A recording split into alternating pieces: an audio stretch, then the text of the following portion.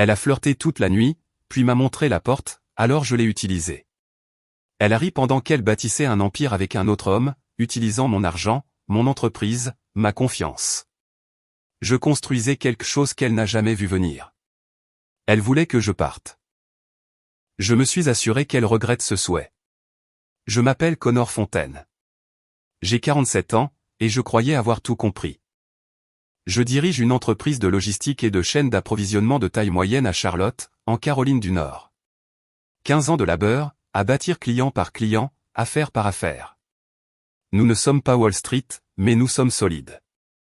Le genre d'entreprise qui ne fait pas les gros titres, mais qui fait avancer le monde. J'ai épousé Jolène il y a 11 ans. Elle était vive, drôle, ambitieuse d'une manière qui semblait électrique à l'époque. Elle a créé sa propre marque de style de vie, des articles pour la maison, du stylisme d'intérieur, une présence sur les médias sociaux qui a grandi plus vite que nous ne l'aurions imaginé. L'année dernière, elle avait 800 000 abonnés et un calendrier de parrainage qui ressemblait à un rapport trimestriel du Fortune 500. J'étais fier d'elle. Je veux que ce soit clair avant toute autre chose. Je l'étais sincèrement. Mais quelque part en chemin, la femme que j'ai épousée a commencé à traiter notre mariage comme une toile de fond, quelque chose de bon goût à photographier avant de s'en éloigner. Je l'ai remarqué d'abord dans de petites choses. Elle était sur son téléphone au dîner, riant à quelque chose sur son écran et quand je demandais ce qui était drôle, elle disait juste « Oh, rien. Juste des trucs de travail. » Elle a cessé de demander comment s'était passée ma journée. A cessé de me prendre la main dans la voiture. La chaleur n'a pas disparu d'un coup. Elle s'est juste drainée lentement comme l'eau d'une baignoire dont on a oublié le bouchon. Reed Voss est entré en scène il y a environ 14 mois. C'était un soi-disant stratège de marque, fin trentaine, belle mâchoire, le genre de gars qui utilisait des mots comme synergie et arc narratif dans une conversation décontractée. Jolène l'a engagé pour l'aider à développer sa plateforme. Je lui ai serré la main lors d'un dîner, je n'y ai rien pensé. Il avait cette énergie douce et répétée que certains hommes portaient comme un costume. J'aurais dû faire confiance à mon instinct cette nuit-là. Le soir où tout a éclaté fut un gala de charité au Harrington Club, l'un des lieux de la vieille bourgeoisie de Charlotte. Tout en boiserie sombre et lustre en cristal. Jolène avait beaucoup insisté pour que nous y assistions. Grande salle, grand nom, bonne exposition pour sa marque. J'ai mis mon costume bleu marine. Elle portait une robe bordeaux profond qui a fait tourner les têtes dès que nous sommes entrés. Pendant environ 20 minutes, nous étions un couple. Elle a passé son bras dans le mien, a souri pour les photos, m'a murmuré quelque chose à l'oreille sur les amuse-gueules qui étaient terribles. J'ai ri. Cela a brièvement ressemblé à nous de nouveau. Puis Reed Voss est entré. J'ai vu le changement se produire en temps réel. La posture de Jolène a changé. Elle s'est redressée, s'est illuminée, tout son corps s'orientant vers lui comme une boussole trouvant le nord. Elle s'est excusée pour aller dire bonjour. C'était bien, professionnel, normal, sauf qu'elle n'est pas revenue. Pendant l'heure suivante, je suis resté au bord de la pièce, tenant 2 verres d'eau pétillante, regardant ma femme rire avec un autre homme de la manière dont elle riait avec moi. Sa main reposait sur son avant-bras, sa tête penchée près de lui quand il parlait. À un moment donné, il a dit quelque chose de bas et de privé, et elle a pressé ses doigts sur ses lèvres, ravie, ses yeux me coupant brièvement à travers la pièce, non pas avec culpabilité, mais avec quelque chose qui ressemblait presque à un rejet. J'ai posé l'un des verres et je me suis approché. Et, dis-je, gardant ma voix facile. Je pensais que tu en voudrais un. Jolène a pris le verre sans vraiment me regarder. Reed était juste en train de me parler du voyage à Milan. Nous pensons faire toute une série de contenus autour de cela. J'ai hoché la tête à Reed. Il m'a fait le genre de sourire qui n'atteint pas les yeux. J'ai essayé de me joindre à la conversation 2 fois. Les 2 fois, j'ai été interrompu. Pas agressivement, juste efficacement. J'étais géré. Finalement, j'ai touché le coude de Jolène. Peut-être devrions-nous penser à partir bientôt. Chloé a une matinée chargée. Elle s'est alors complètement tournée et m'a regardé comme on regarde un conducteur lent sur la voie de gauche. Connor. Sa voix était lisse comme du marbre poli. Si tu es mal à l'aise, la porte est juste là. Les mots ont atterri comme une pierre tombant dans l'eau calme. Reed a détourné le regard. Un couple à proximité a soudainement trouvé ses verres très intéressants. J'ai senti la chaleur monter derrière ma nuque, mais en dessous, autre chose bougeait déjà. Quelque chose de froid et de calme se retirant du rivage. Elle ne pensait pas que je passerais la porte. C'était évident. Mais j'ai posé mon verre sur un plateau qui passait, j'ai redressé ma veste, et sans un mot de plus, je me suis tourné et j'ai marché vers cette porte. Passé les caméras, passé les sourires brutaux, dehors dans l'air frais de novembre. Alors que le voiturier ramenait ma voiture, je me suis assis au volant un long moment sans bouger. La ville bourdonnait autour de moi. Dans le silence, j'ai trouvé quelque chose que je n'avais pas ressenti depuis des mois, peut-être des années. La clarté. Sur le chemin du retour, je me suis arrêté dans la chambre de Chloé. Elle dormait, un bras jeté sur son éléphant en peluche, sa respiration douce et régulière. Je suis resté là dans l'obscurité une minute entière, la regardant juste, me recentrant sur la seule chose de ma vie qui était encore complètement réelle. Puis je suis allé dans notre chambre, j'ai ouvert le tiroir supérieur de ma table de chevet, et je l'ai trouvé presque par accident. Un mot plié, les bords usés par le temps.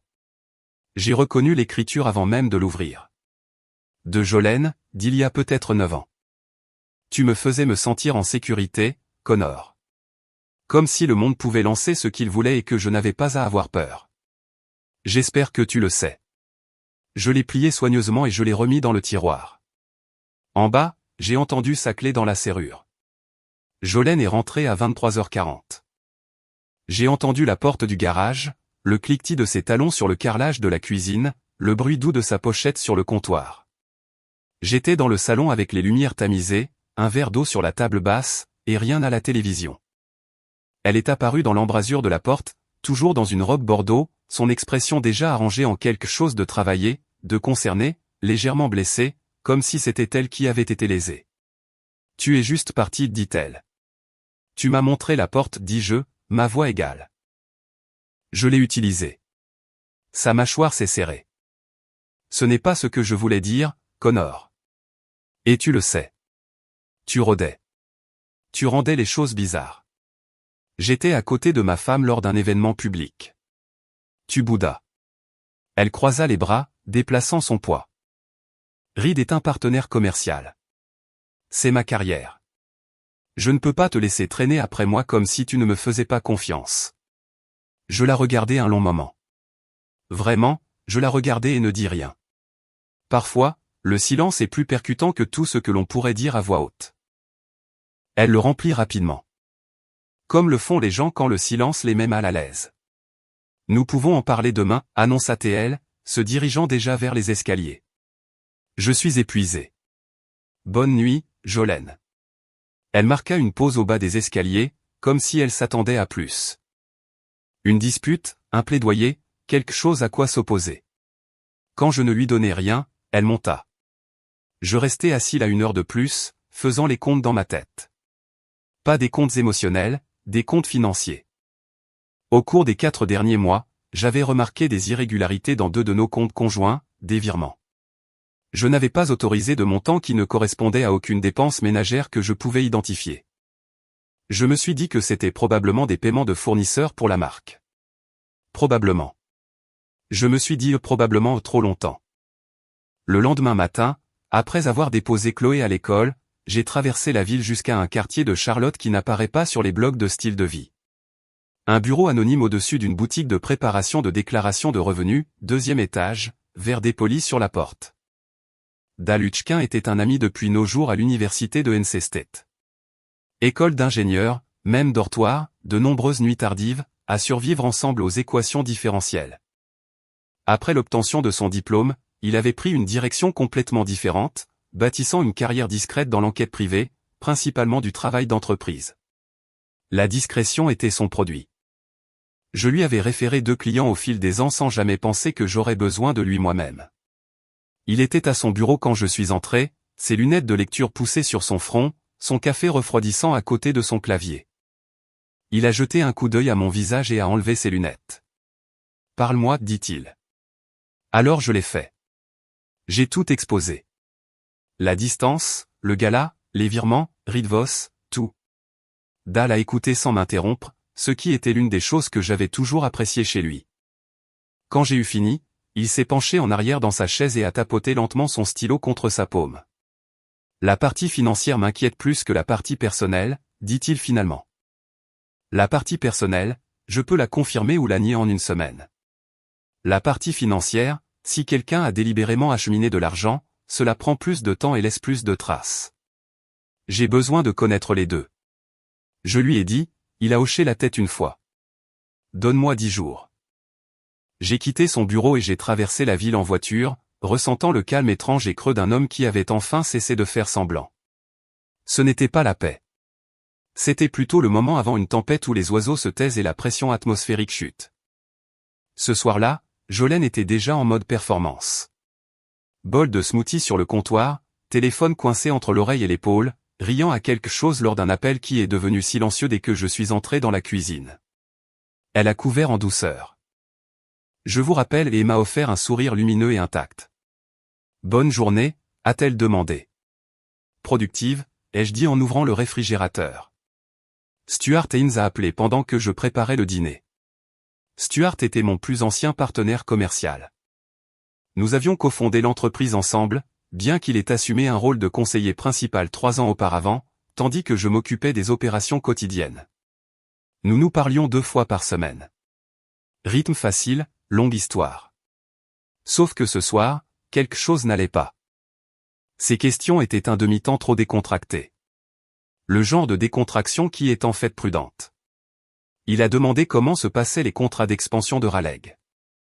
Il a demandé si j'avais parlé à de nouveaux investisseurs récemment. Il a demandé, presque comme une parenthèse, si Jolene et moi avions envisagé une restructuration des actifs personnels. J'ai répondu à chaque question franchement et ne lui ai rien donné de plus. Après que nous ayons raccroché, je suis resté devant la cuisinière avec la spatule à la main et j'ai senti quelque chose de froid s'installer dans le fond de mon esprit. Stuart savait quelque chose ou quelqu'un lui avait posé des questions. Quoi qu'il en soit, ce qui se passait autour de moi était plus grand qu'une mauvaise nuit à un gala. J'ai servi le dîner, appelé Chloé de sa chambre et me suis assis en face de ma fille pendant qu'elle me racontait l'histoire d'une fille à l'école qui pouvait faire une roue avec les yeux fermés. J'ai ri aux bons endroits. J'ai posé les bonnes questions, mais sous tout cela, le calcul tournait déjà. Dal m'a appelé 9 jours plus tard, pas par texto, pas par email, un appel, ce qui m'a dit avant même qu'il ne dise un seul mot que ce qu'il avait trouvé valait la peine d'être dit à voix haute. Nous nous sommes rencontrés au même bureau. Il avait un dossier sur le bureau quand je suis entré. Fermé. Pas de dramatique. Il a attendu que je m'assoie, puis l'a ouvert et l'a tourné vers moi. Reed Voss a été à Paris 2 fois au cours des 4 derniers mois, a déclaré Dal. Les 2 fois, Jolene était là. Vol différent, même hôtel. J'ai les reçus et les photos. Il a tapoté la page suivante. Les transferts financiers que vous avez signalés. 11 d'entre eux sur 7 mois remontent à 2 LLC enregistrés au Delaware. Les 2 déposés au cours de la dernière année. Les 2 listent un agent enregistré qui relie une couche supprimée à une société holding que Voss contrôle. J'ai regardé les photos. Jolene et Reed à une table de café. Proche. Facile. Le langage corporel de personnes qui avaient cessé d'être prudentes depuis longtemps. J'ai senti quelque chose traverser ma poitrine. Pas de la rage. Quelque chose de plus calme et de plus définitif.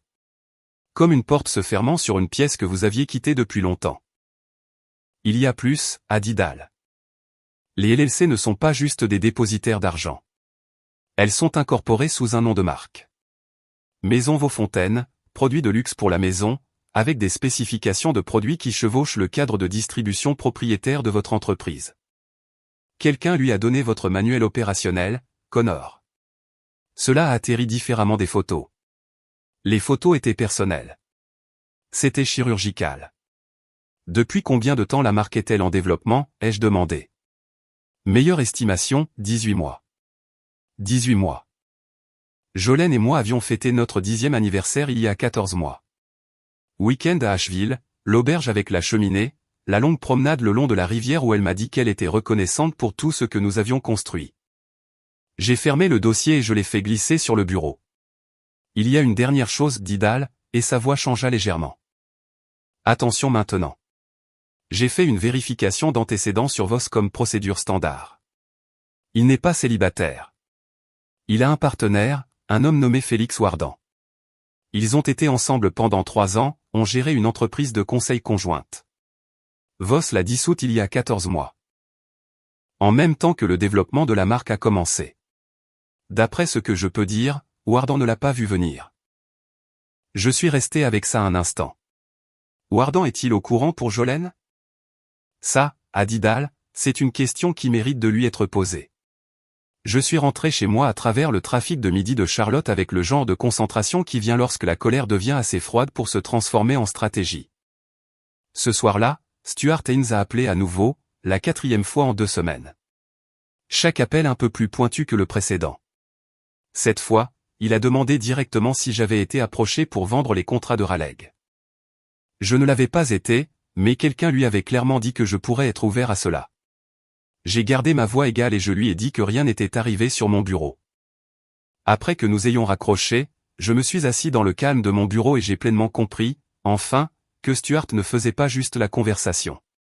Il faisait l'inventaire. Déterminer ce qui était encore à moi avant que quelqu'un ne fasse un pas. 2 trahisons, un mariage, une entreprise. Les 2 évidaient de l'intérieur pendant que j'étais occupé à faire confiance aux gens.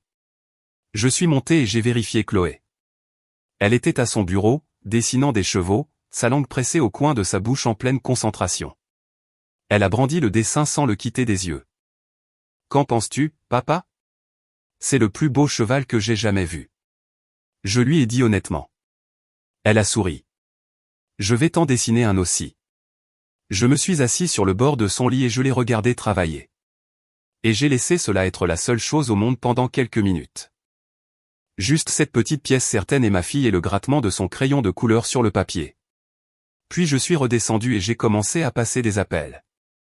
Roland Crest avait un bureau dans l'Uptown Charlotte au 22e étage avec une vue clairement conçue pour vous rappeler ce que la défaite ressentait. Des baies vitrées. La ville étalée en dessous. L'homme lui-même derrière un bureau de la taille d'un petit porte-avions. Il avait 52 ans, les cheveux argentés, bâti comme quelqu'un qui avait été athlétique autrefois et était resté discipliné. Sa réputation était spécifique. Il ne prenait pas de cas qu'il ne pouvait pas gagner, et il n'en avait pas perdu un seul significatif en 11 ans. Son assistante m'avait dit qu'il avait une ouverture de 30 minutes. Il m'en a donné 45, et à la fin de celle-ci, il avait mis de côté 2 autres dossiers. J'ai tout mis sur la table.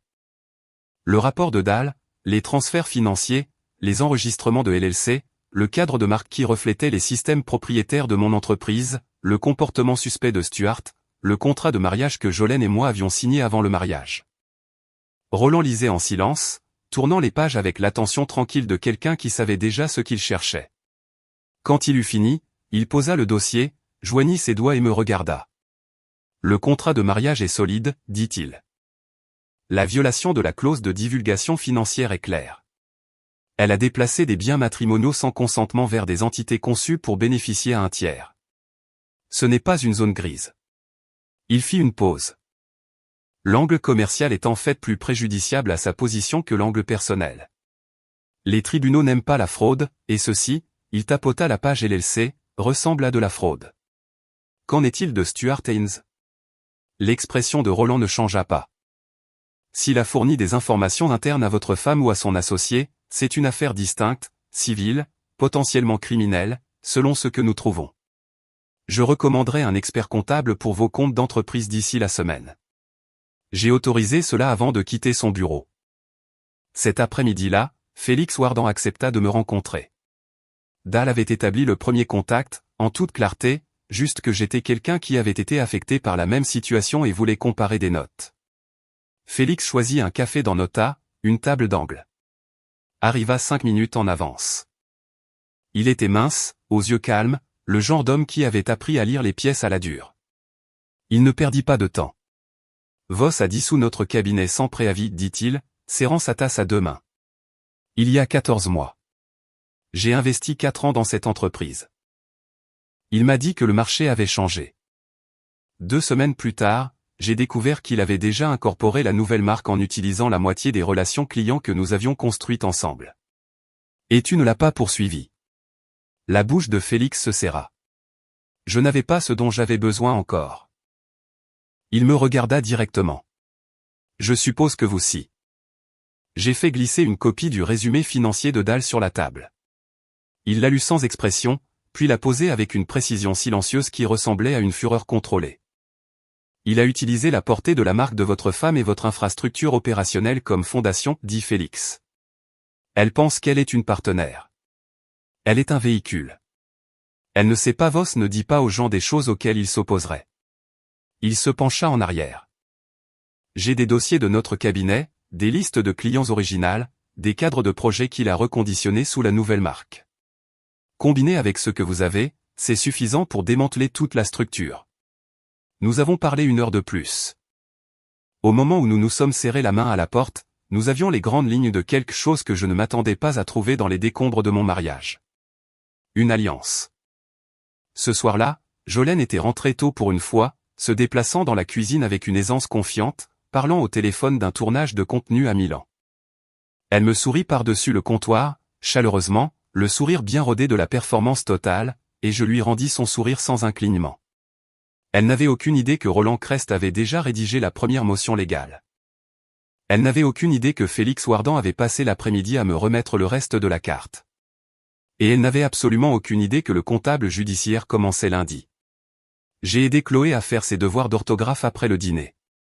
Sa petite voix éplait des syllabes à la table de la cuisine tandis que Jolene riait doucement dans la pièce d'à côté lors d'un autre appel.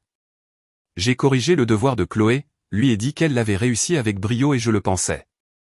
Une chose à la fois, Jolene a agi la première. Je lui accorderai cela. Elle avait un bon instinct pour le timing, même si son jugement sur tout le reste était tombé en ruine. C'était un mardi matin, 3 jours après ma rencontre avec Félix Wardan. Chloé était à l'école. J'étais dans mon bureau à domicile, examinant les notes préliminaires de l'expert comptable lorsque j'ai entendu les pas de Jolene dans les escaliers, lents, délibérés, la démarche de quelqu'un qui avait pris une décision. Elle apparut dans l'embrasure de la porte, en tenue de sport, téléphone à la main, et s'appuya contre le cadre. « Je veux te montrer quelque chose, dit-elle. » Elle tourna l'écran de son téléphone vers moi. C'était son Instagram affiché sur un message qu'elle avait publié 1 heure plus tôt, alors que j'étais plongé dans des feuilles de calcul. Une photo d'elle au gala, rayonnante, riante, parfaite, avec une légende qui me serra l'estomac à la première lecture. Ces derniers temps, j'ai beaucoup réfléchi. Quand on met tout dans son travail, sa croissance, sa famille, et que la personne qui est censée être votre partenaire répond par la jalousie et le silence, c'est épuisant. Je suis reconnaissante envers tous ceux qui me soutiennent. Vous savez qui vous êtes. Pas de nom. Pas besoin.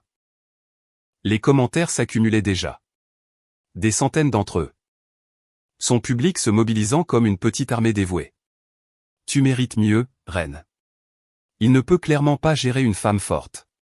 Certains hommes ne peuvent tout simplement pas grandir. Elle me regardait lire, mesurant ma réaction. J'ai posé le téléphone sur le bureau et je l'ai regardé. Tu as transformé notre mariage en contenu. Je partage ma vérité, a-t-elle répondu, le menton haut. Tu as tiré un coup de semonce, ai-je dit calmement. Et tu l'as déguisé en vulnérabilité. Ce n'est pas la même chose. Ses yeux se sont légèrement rétrécis. Elle ne s'attendait pas à cette réplique particulière. Les gens ont le droit de me soutenir, Connor. Ce n'est pas une attaque contre toi. Non, je suis d'accord. Mais c'est l'ouverture d'un récit, et nous le savons tous les deux. Je me suis penché en arrière dans ma chaise. Voici ce que je veux que tu comprennes. Je ne vais pas me battre avec toi sur les réseaux sociaux. Je ne vais rien poster, ne répondre à rien, ni donner à ton public un seul cadre avec lequel travailler. Ce champ de bataille ne m'intéresse pas. Elle me fixait. La confiance dans sa posture changea juste un peu. Pas de doute exactement, plus comme un réajustement. Quel champ de bataille t'intéresse, demanda-t-elle prudemment. J'ai pris les notes préliminaires de l'expert comptable et les ai posées face contre terre dans le tiroir du bureau. Celui des documents, dis-je simplement. Elle quitta la pièce sans un mot de plus. Cet après-midi-là, le post avait 14 000 likes. Ses DM étaient inondés de soutien. 3 de mes contacts professionnels m'ont envoyé des messages prudents et maladroits pour prendre de mes nouvelles, sans vraiment poser de questions. Le tribunal de l'opinion publique s'était réuni, et Jolene s'était assurée de faire la déclaration d'ouverture. J'ai appelé Roland Crest et je lui ai parlé du poste. Bien, dit-il avec une satisfaction qui me surprit. Elle a établi un dossier public de son cadrage. Lorsque les preuves de malversation financière feront surface, le contraste sera significatif. Les juges sont des êtres humains. Ils lisent la pièce. Ce soir-là, Caroline a appelé, la mère de Jolene, 67 ans, à la langue acérée, avec cette capacité particulière de faire passer ses inquiétudes pour des accusations. Je l'avais toujours gérée avec prudence et elle l'avait toujours su. Connor, dit-elle, sa voix mielleuse d'une fausse chaleur. J'ai entendu dire que les choses étaient difficiles. Jolene est sous tellement de pression. J'espère que tu ne lui rends pas la tâche plus difficile qu'elle ne doit l'être. Carole, dis-je, comment va ta hanche? La dernière fois que Jolene l'a mentionné, tu repoussais cette procédure. Une pause. Elle m'a gêné, en fait. Quoi? Je suis contente que tu aies répondu, dis-je. Je te contacterai bientôt.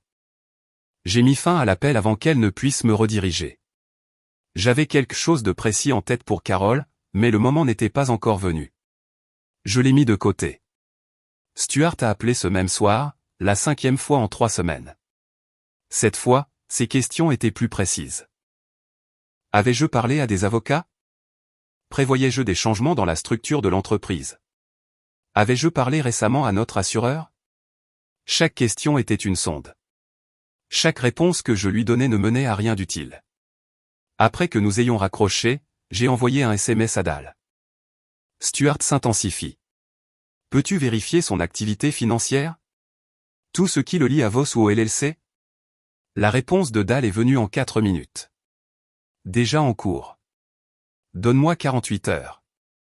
Je suis monté et je me suis assis sur le bord du lit de Chloé pendant qu'elle me montrait un livre sur les animaux marins qu'elle avait emprunté à la bibliothèque de l'école. Elle m'a lu 3 pages sur les poulpes avec une autorité totale, corrigeant sa propre prononciation 2 fois sans y être invité. J'ai écouté chaque mot comme si c'était la chose la plus importante que j'avais entendue de la semaine. Parce qu'honnêtement, c'était le cas. Le forum d'affaires de Piedmont était le genre d'événement où la structure du pouvoir de Charlotte se réunissait pour se rappeler qu'elle existait. Développeurs, financiers, fondateurs de technologie, quelques politiciens locaux qui portaient leurs ambitions comme des pochettes. Cela avait lieu tous les trimestres à l'hôtel Ballantine, et j'y avais assisté régulièrement pendant 8 ans. Ce trimestre, j'avais une raison différente d'y aller. Arthur Weston avait confirmé 2 jours auparavant. 63 ans, cheveux argentés, fondateur et ancien PDG de Western Capital Group, un nom qui ouvrait des portes dans 14 États et était mentionné dans le même souffle que Warren Buffett dans certains cercles de Charlotte. Il s'était semi-retiré pour un rôle de conseiller au conseil d'administration, mais sa présence à tout événement déplaçait toujours le centre de gravité de la pièce. Il m'avait contacté par l'intermédiaire d'un contact mutuel après que Félix Wardan ait discrètement fait savoir que la nouvelle entreprise de Voss avait brûlé un investisseur qui connaissait Weston personnellement. La connexion avait pris un coup de téléphone à établir et exactement aucune persuasion. Weston était déjà au bar quand je suis arrivé, sirotant un club soda, observant la pièce avec l'attention calme d'un homme qui n'avait plus besoin d'impressionner personne depuis longtemps. Il m'a serré la main avec une poigne qui signifiait les affaires. J'ai examiné votre situation, dit-il, sautant complètement les politesses. Voss a approché 2 membres de mon réseau d'investissement l'année dernière avec un pitch de marque. Il a utilisé le cadre de distribution de votre entreprise comme preuve de concept pour la scalabilité. Sa voix était égale, mais ses yeux étaient froids. Il l'a présenté comme un travail propriétaire développé par son équipe. Mes gens ont heureusement passé, mais je n'oublie pas.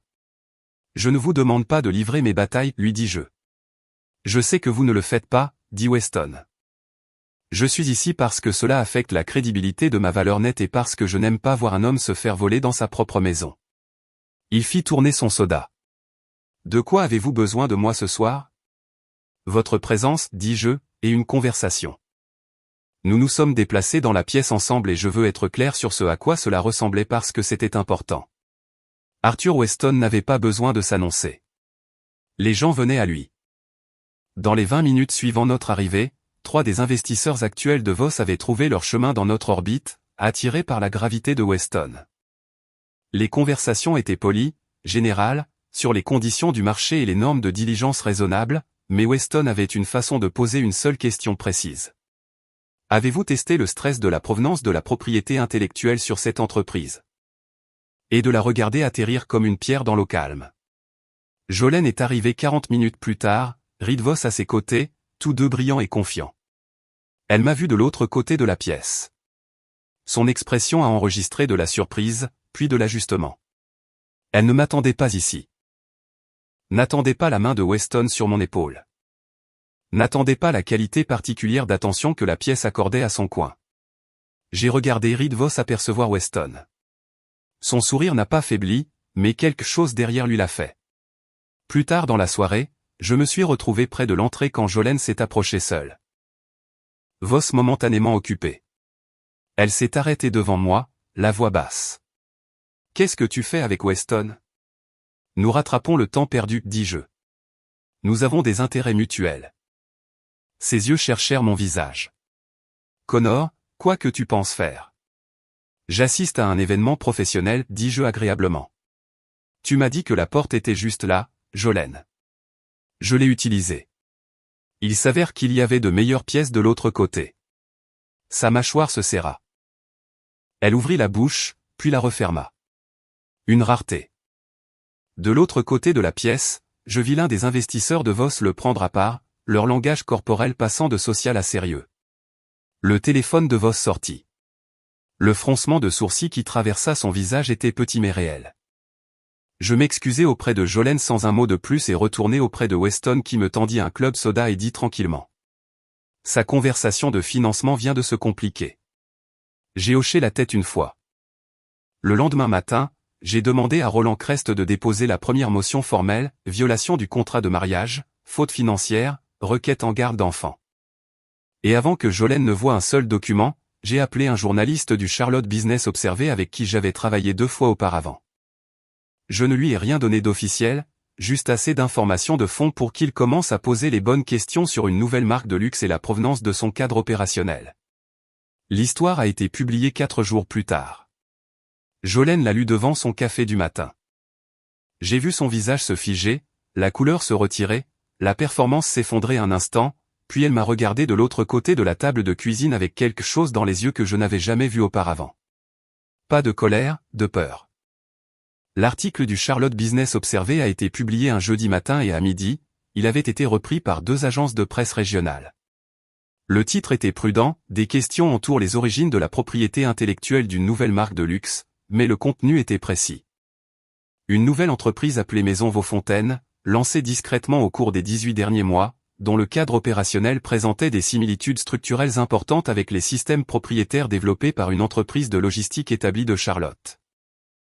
Sources anonymes, questions sans réponse. Jolene m'a appelé 4 fois avant que je ne finisse ma première tasse de café. J'ai laissé les 4 appels aller à la messagerie vocale. Elle est apparue dans l'embrasure de la cuisine 20 minutes plus tard, toujours dans sa robe de chambre, son téléphone à la main et une fureur dans les yeux qu'elle ne se donnait pas la peine de contenir. « Tu as fait ça » dit-elle, sa voix basse et acérée. J'ai levé les yeux de mon ordinateur portable. « Bonjour. » Non. Elle a traversé la pièce et a posé son téléphone sur la table devant moi. L'article affiché à l'écran. « Tu as donné ça à un journaliste. Tu as délibérément agi dans mon dos pour détruire quelque chose que j'ai mis 2 ans à construire. Tu as passé 2 ans à le construire avec mon cadre opérationnel et mes biens matrimoniaux, dis-je calmement. Ce sont 2 choses qui m'appartiennent. » Sa mâchoire s'est contractée. « Tu n'as aucune idée de ce que Reed et moi. J'ai une idée très détaillée, dis-je. 14 pages de cela en fait, préparées par un expert comptable. » La couleur de son visage changea. Pas d'un coup. Elle s'est retirée des bords vers l'intérieur. Comme une photographie qui s'estompe quand on la laisse trop longtemps à la lumière. Elle a tiré la chaise en face de moi et s'est assise, ce qui m'a dit que la confrontation avait changé de registre. Elle ne jouait plus pour un public invisible. Elle réfléchissait. « Connor. » Sa voix baissa. « Nous pouvons arranger ça. Nous pouvons nous en sortir ensemble. Je couperai les ponts avec Reed, je restructurerai la marque, je remettrai tout sur les comptes communs. Nous irons voir un vrai thérapeute, pas ce cirque de Beverly Hills. Nous travaillerons. » Elle a tendu la main sur la table, ses doigts effleurant mon avant-bras. « Toi et moi, nous étions bien autrefois. Nous pourrions être bien à nouveau. J'ai regardé sa main sur mon bras. Puis j'ai regardé son visage et j'y ai vu quelque chose de sincère, ce qui rendait les choses plus difficiles, pas plus faciles. Jolene, dis-je doucement. J'ai trouvé une correspondance. Le plan que toi et Reed avez élaboré il y a 18 mois, avant que tu ne viennes à Asheville avec moi pour notre anniversaire et que tu me dises que tu étais reconnaissante pour tout ce que nous avions construit. J'ai marqué une pause. Ce n'était pas une mauvaise passe. C'était une performance. Sa main s'est retirée. La douceur a quitté ses yeux. Très bien. Sa voix a retrouvé sa dureté d'acier. Tu veux faire ça à la dure. Alors pense à ce que ça fera à Chloé. Pense à ce qu'un divorce public lui fera à l'école, à ses amitiés, à son sentiment d'appartenance à sa famille. Pense si gagner ce combat vaut ce qu'il en coûtera à sa fille. Elle me regardait attentivement, mesurant si cela allait porter. Je suis resté avec ça pendant exactement 3 secondes. Puis je me suis penché en avant, les coudes sur la table, et j'ai rencontré ses yeux sans ciller. N'utilise pas notre fille comme monnaie d'échange, dis-je. C'est le seul geste qui me dit tout ce que j'ai besoin de savoir sur où tu en es en ce moment. Le bien-être de Chloé est la raison pour laquelle j'ai géré cela comme je l'ai fait. Avec soin, discrètement et légalement. Tout ce que j'ai fait a été pour protéger son avenir, pas le tien ou le mien. Je me suis levé lentement. Roland Crest a déposé les motions formelles hier matin. Tu veux appeler ton avocat? Elle me regarda fixement, la bouche ouverte une fois, puis fermée. Elle ne s'attendait à rien de tout cela. Ni au calme, ni à la préparation, ni au fait que j'avais anticipé son jeu émotionnel et que j'étais passé outre sans faiblir. J'ai pris mon ordinateur portable et mon café et j'ai quitté la pièce. Ce soir-là, je me suis rendu chez Carol Reine à Dillsborough, une coquette maison coloniale qu'elle possédait depuis 20 ans, avec des hortensias le long de l'allée. Elle a ouvert la porte en robe de chambre, surprise et visiblement fatiguée. Connor, je ne m'attendais pas à. Je sais, dis-je. Puis j'entrai. Je me suis assis en face d'elle à la table de la cuisine et je lui ai dit clairement. Je savais qu'elle avait reporté sa prothèse de hanche pendant 18 mois à cause du coup, après que son assurance complémentaire ait expiré. J'ai glissé une enveloppe sur la table, une lettre de mon avocat confirmant que la procédure serait entièrement couverte par un arrangement privé que j'avais conclu avec le cabinet de son chirurgien. Pas de conditions, pas d'obligations. Carole a regardé l'enveloppe pendant longtemps. Pourquoi, a-t-elle demandé finalement. Parce que tu es la grand-mère de Chloé, dis-je. Et parce que quoi qu'il arrive entre Jolene et moi, cela ne change rien. Elle a pincé les lèvres. Ses yeux sont devenus brillants. Elle ne s'est pas proposé de témoigner contre sa fille. Je ne lui avais pas demandé. Mais 3 jours plus tard, Carole a appelé Jolene, et quoi qu'elle ait dit lors de cette conversation, Jolene est rentrée ce soir-là plus calme que je ne l'avais vue depuis des mois. Certaines choses n'ont pas besoin d'être conçues. Elles ont juste besoin d'être honnêtes. Reed Voss a agi un vendredi soir.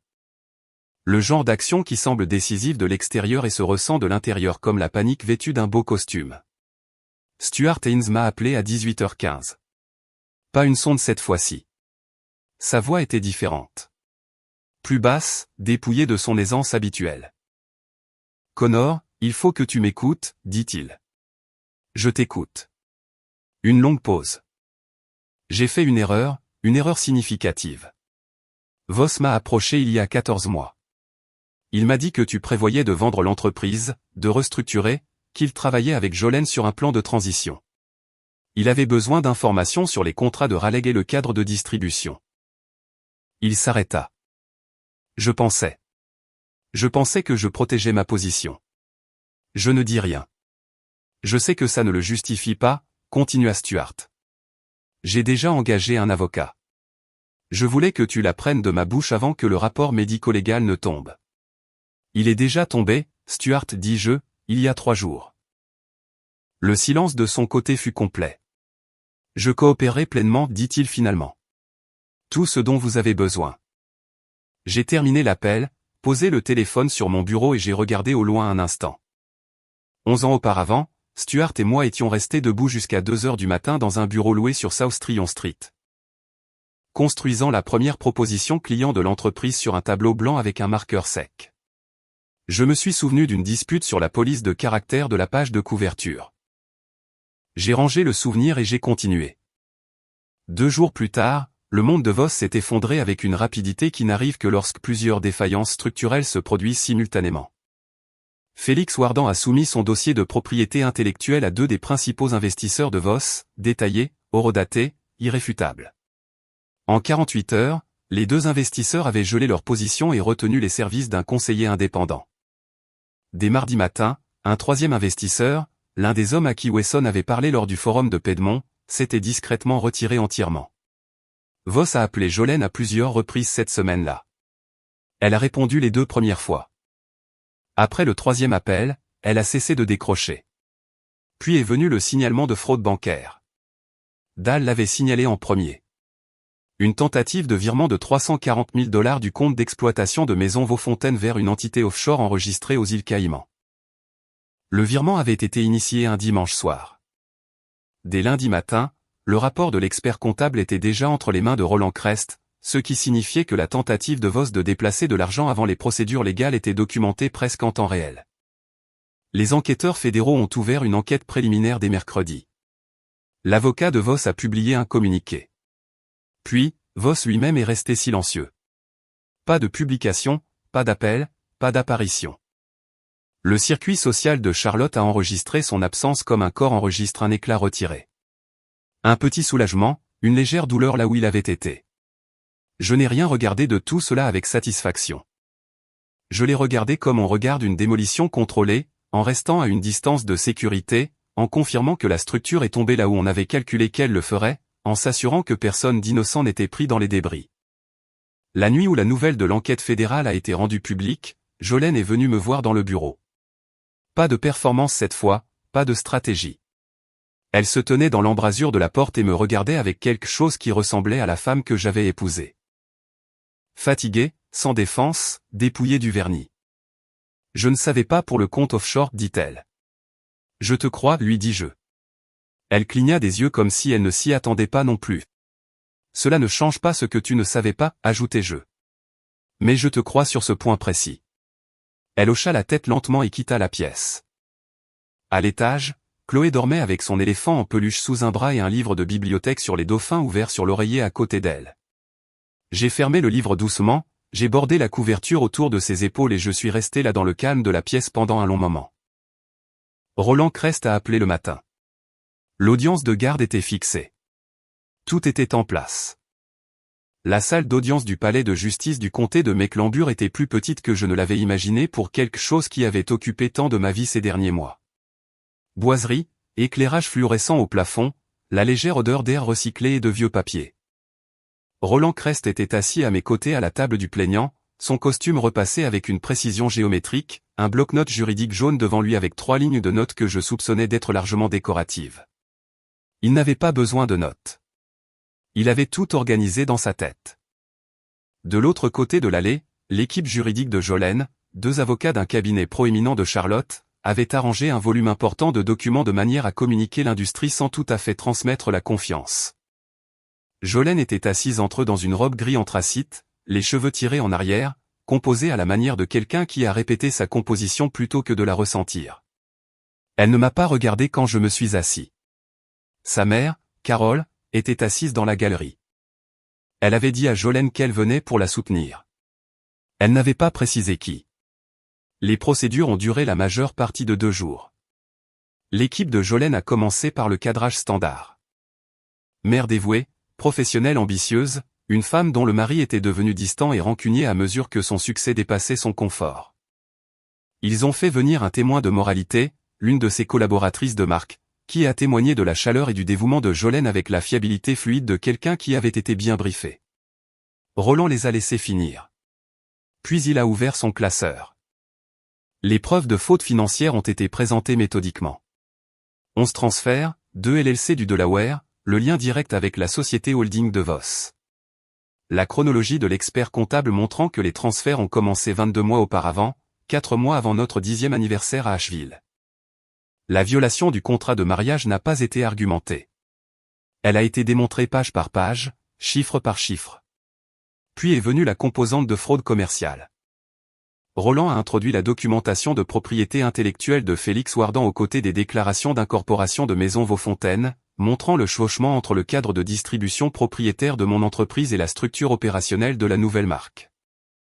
Il a présenté la déclaration écrite d'Arthur Weston, 3 paragraphes, précis et accablants, confirmant que Voss avait présenté le réseau de Weston Capital en utilisant des cadres qu'il avait représentés comme un travail propriétaire original. Les avocats de Jolene ont objecté 4 fois. Le juge n'en a soutenu aucune. Stuart Haynes avait soumis une déclaration de coopération écrite la semaine précédente. Elle a été versée au dossier. Jolene, entendant son nom lié explicitement au stratagème par le récit de Stuart, a pincé les lèvres si fort qu'elles sont devenues blanches au bord. La partie concernant la garde a été plus silencieuse, mais décisive.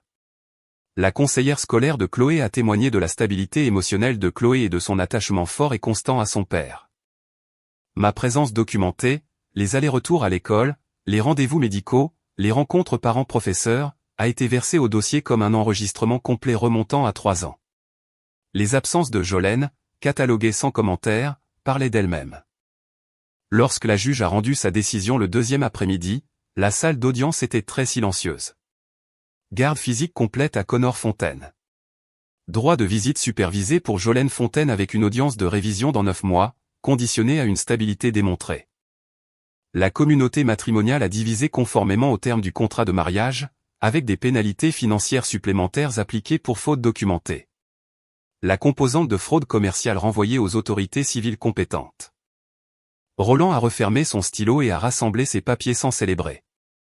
Je suis resté très immobile un instant, laissant les décisions s'installer. Pas de coup de poing en l'air, pas d'expiration de triomphe, juste une reconnaissance silencieuse que quelque chose d'énorme s'était achevé et que ce qui allait suivre allait être plus important que ce qui venait de se terminer. Dans le couloir ensuite, Carole Rennes m'a rattrapé près de l'ascenseur. Elle paraissait plus âgée qu'à sa table de cuisine 2 semaines auparavant. Ou peut-être juste plus honnête. « Tu es un bon père », dit-elle simplement. Sa voix était calme, mais ses yeux étaient fatigués. « Quoi qu'il en soit, tu l'as toujours été. » Je l'ai remercié et je le pensais. Jolene a été escortée par un couloir latéral, ses avocats la flanquant. J'ai eu un aperçu de son visage avant que la porte ne se ferme. Le masque était tombé, et ce qui était dessous ressemblait à quelqu'un debout dans les ruines d'un plan qui avait été des années en préparation et des minutes en train de s'effondrer. Je ne me sentais pas justifié. Je ressentais quelque chose de plus proche de la tristesse. Pas pour moi, mais pour le gâchis de tout cela. Reed Voss, à ce moment-là, avait volontairement rendu son passeport comme condition des termes de l'enquête fédérale. L'enquête préliminaire pour fraude bancaire s'était élargie. Ses avocats géraient une situation de plus en plus compliquée, et la communauté d'affaires de Charlotte avait développé une amnésie collective quant à avoir jamais pensé du bien de lui. J'ai conduit jusqu'à l'école de Chloé et je l'ai récupérée moi-même en avance avec la permission du secrétariat. Elle est sortie en courant dans sa veste avec son sac à dos qui rebondissait et un dessin à la main. « Papa, j'ai fait un cheval pour toi aujourd'hui, un marron. » Je me suis accroupi et j'ai pris le dessin, je l'ai regardé avec toute l'attention qu'il méritait. C'est, dis-je, le plus beau cheval de Caroline du Nord. Elle a jeté ses bras autour de mon cou et je l'ai serré fort. 8 semaines après la décision, j'ai racheté les droits du nom de marque Maison Vaufontaine par le biais des procédures de faillite qui ont suivi l'effondrement de la société holding de Voss. La marque avait été incorporée en utilisant mon cadre. Il semblait juste qu'elle se dissolve sous mon autorité. Je ne l'ai pas réutilisée. Je l'ai fermée, j'ai déposé les documents un mardi après-midi, j'ai serré la main du syndic de faillite et je suis rentré chez moi. Félix Wardan et moi nous rencontrions régulièrement depuis la fin des procédures. Ce qui avait commencé comme une doléance partagée était devenu discrètement et pratiquement quelque chose sur quoi bâtir. Félix avait une véritable expertise en développement de marque et en stratégie client. J'avais l'infrastructure et le capital, et il s'est avéré qu'une entreprise de logistique avait de la place pour croître dans de nouvelles directions. Nous avons signé un accord de partenariat formel un vendredi matin dans la salle de conférence de Roland Crest. Roland en fut témoin avec son expression caractéristique d'un homme qui trouve la compétence légèrement satisfaisante. La situation de N s'est réglée par arbitrage civil. Stuart a accepté un règlement financier couvrant la valeur des informations propriétaires divulguées plus les frais juridiques. Il a démissionné de son rôle de conseiller la même semaine. Nous ne nous sommes plus parlé après la signature du règlement. Ce chapitre s'est clos sans cérémonie, ce qui était la bonne façon de le clore. Jolene a déménagé dans un appartement à Southtown. Son Instagram est resté silencieux pendant près de 3 semaines après la décision, une éternité pour une femme dont l'identité professionnelle était construite sur une présence continue. Quand elle est revenue, le contenu était différent, plus petit, plus personnel. Que ce soit une véritable recalibration ou une nouvelle stratégie, je ne saurais dire. J'ai cessé d'essayer de le lire de toute façon. Carol Reine a subi son opération de la hanche fin novembre. Chloé et moi lui avons envoyé des fleurs et une carte que Chloé avait décorée de chevaux et d'étoiles. Carol a appelé pour nous remercier et nous avons parlé pendant 20 minutes de choses sans importance particulière. La pièce de théâtre de l'école de Chloé, une recette que Carol voulait essayer, si les hortensias reviendraient fort au printemps. Le genre de conversation qui ne signifie rien de significatif et signifie tout ce qui est réel. L'arrangement de visite était inconfortable au début pour Jolene, pour Chloé, et oui, pour moi, à regarder ma fille essayer de naviguer dans la nouvelle géographie de sa famille. Mais Chloé était résiliente comme le sont les enfants. Quand ils ont un parent stable autour duquel s'orienter, elle s'est adaptée. Elle posait ses questions quand elle en avait, les laissait partir quand elles étaient répondues, et continuait à dessiner ses chevaux. Je n'ai jamais mal parlé de Jolene à Chloé. Pas une seule fois. Quoi que Jolene ait fait à notre mariage, elle était toujours la mère de cet enfant, et je n'allais pas laisser ma fille porter ce poids. Un samedi de décembre, Chloé et moi sommes allés dans une ferme à l'est de Charlotte. Son idée. Après des mois de recherche qu'elle avait faite avec la détermination à toute épreuve d'une enfant de 8 ans avec un objectif clair, elle a passé 3 heures avec une jument patiente nommée June, apprenant à la brosser et à lui donner des carottes à plat. Sur le chemin du retour, Chloé s'est endormie sur le siège arrière, la tête contre la fenêtre et un petit sourire encore sur son visage. J'ai conduit à travers les dernières lueurs du soleil de l'après-midi en Caroline, la route facile et ouverte devant moi, et j'ai pensé à l'homme que j'avais été il y a 18 mois, attendant, endurant, se disant que la patience était la même chose que la force. Ce n'est pas le cas. Je le sais maintenant. La patience sans honnêteté n'est qu'une façon plus lente de disparaître. Ce que j'avais maintenant n'était pas une vie parfaite. C'était quelque chose de plus durable que cela. Une vie réelle construite sur un terrain qui avait été dégagé honnêtement, aussi difficile que le dégagement ait été. Chloé s'est réveillée alors que nous arrivions à l'allée, clignant des yeux. « Papa » murmura-t-elle, encore à moitié endormie. « On peut retourner voir June. »« Quand tu veux, ma chérie, lui dis-je. » Elle sourit, ferma les yeux à nouveau. C'était tout. Ce sourire, cette réponse facile, cette grâce ordinaire. Toute reconstruction ne semble pas dramatique de l'extérieur. Certaines des constructions les plus importantes se produisent dans le calme, dans les petites choses constantes, dans le choix de se montrer sans condition. Je l'ai porté à l'intérieur, l'ai bordé, je suis resté dans l'embrasure de sa porte un instant dans l'obscurité. Puis je suis descendu, j'ai fait du café, et je me suis remis au travail.